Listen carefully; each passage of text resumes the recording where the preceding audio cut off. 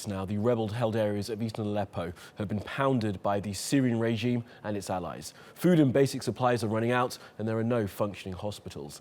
The Russian Foreign Minister, Sergei Lavrov, now says there has been a pause in the Syrian regime's operations.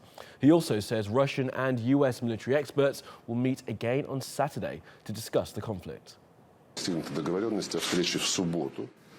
An agreement has been reached for our military experts and diplomats to meet on Saturday in Geneva to finish the work that has been going on for all these days on the document that defines the ways and means for a final solution of the problem of eastern Aleppo, according to which all the militants leave it, as well as those civilians who want to get out.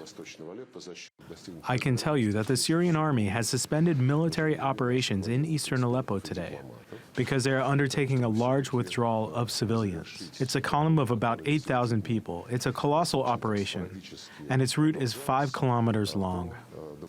Meanwhile, the Red Cross says it's evacuated 148 people from Aleppo's Old City. The Old City was controlled by rebels until it was retaken by the Syrian regime on Wednesday.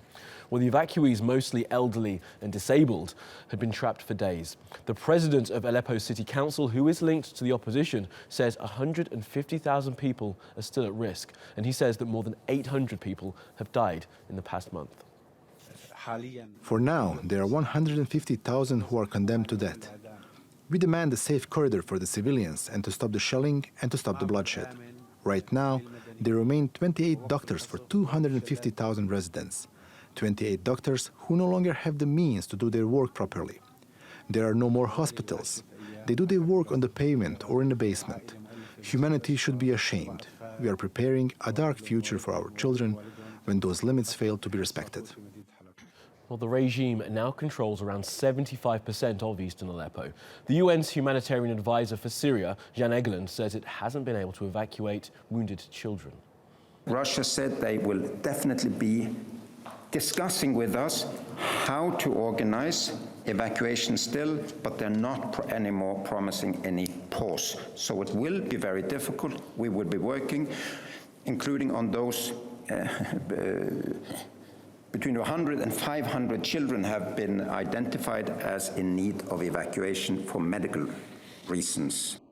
Well, for more on the Syrian conflict, John Brain is standing by for us in Hamburg, where earlier John Kerry was speaking. John, good to speak to you. So Sergei Lavrov has announced more talks with the United States. Do you think we can expect anything to come from this latest round?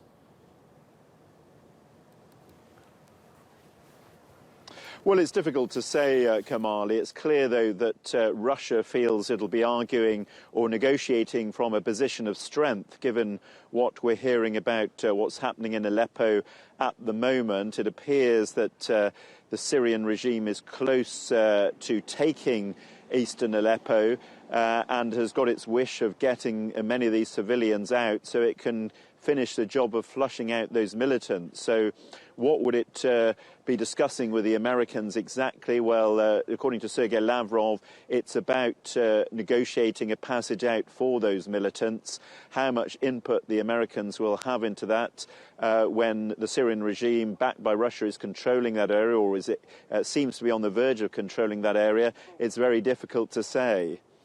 And John, there was also the announcement of a pause in the regime fighting in eastern Aleppo. Now, we're not sure for how long that's going to last. What do you think we should be reading into those comments from Mr. Lavrov?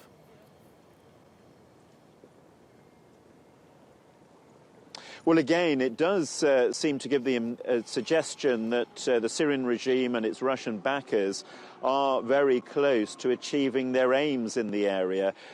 They've not been ready to pause the fighting very often in the past, unless it is from a position of strength. You remember there was that cessation of hostilities several months back, which held for a while. But since then, Syria and Russia have been reluctant. They've always turned down appeals to stop the bombing, stop the fighting. So if they've agreed for a pause now, it would suggest that it's on their terms, that things are, that the direction of the battle for Aleppo is going or has gone their way.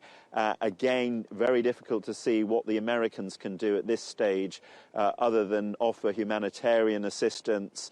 And interesting that Sergei Lavrov, in his comments this evening, has talked about the West having no concrete proposals to help the humanitarian situation in Aleppo. We mentioned them there. John Kerry is at that meeting in Hamburg that you're at. Has there been any response from him or from the Americans to what Sergei Lavrov has said earlier today?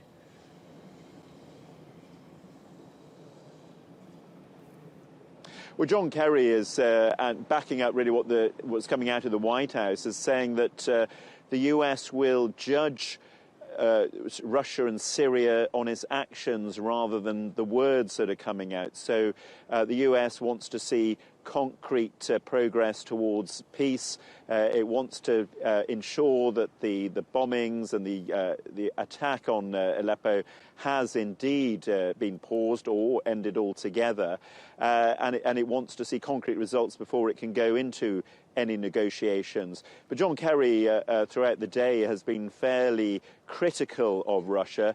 It could be something to do with the fact that come January, he, along with Barack Obama, will be leaving office. So perhaps he feels he doesn't have to tone down his rhetoric as much as he has in the past. He's maybe let go of some of those diplomatic niceties. And he's talked about Russia's involvement not just in Syria but in Ukraine as well, and talked about a general rowing back on democracy and press freedoms and that sort of thing. And clearly Russia was one of the countries he had in his sights, particularly when it comes to Ukraine and, as we're seeing tonight, with Syria. And John, just on that then, and finally, any more detail on the plan for Ukraine going forward? Because it was, as you say, discussed there at the OSCE meeting in Hamburg.